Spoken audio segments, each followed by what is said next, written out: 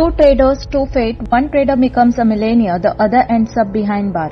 How? Both spotted an opportunity, both made money, but one followed the rules, the other broke them.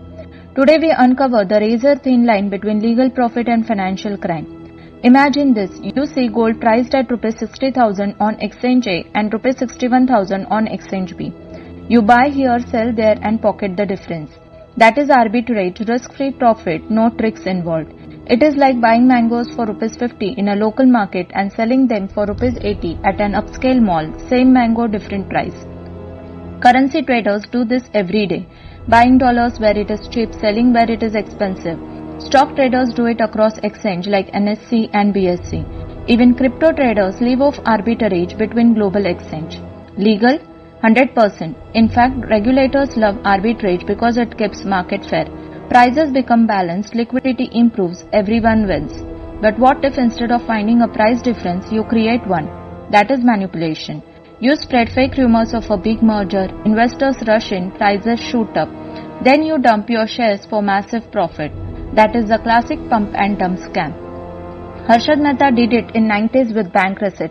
Penny stock operators still do it on WhatsApp groups today. The playbook has not changed, just the technology. Front running is illegal, fake orders illegal, spoofing illegal. Every move that misleads investor breaks the law. SEBI calls it fraudulent trade practice. Penalty is in crores in fine or worse, jail.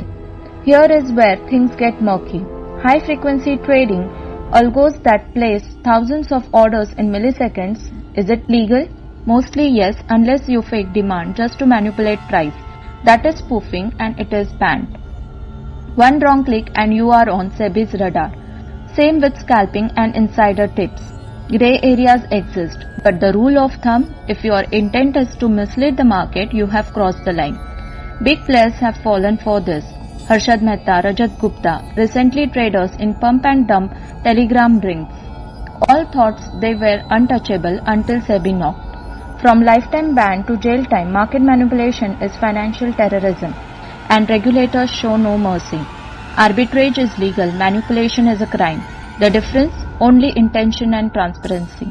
So where do you stand? Would you risk everything for a quick win or stay smart and legal?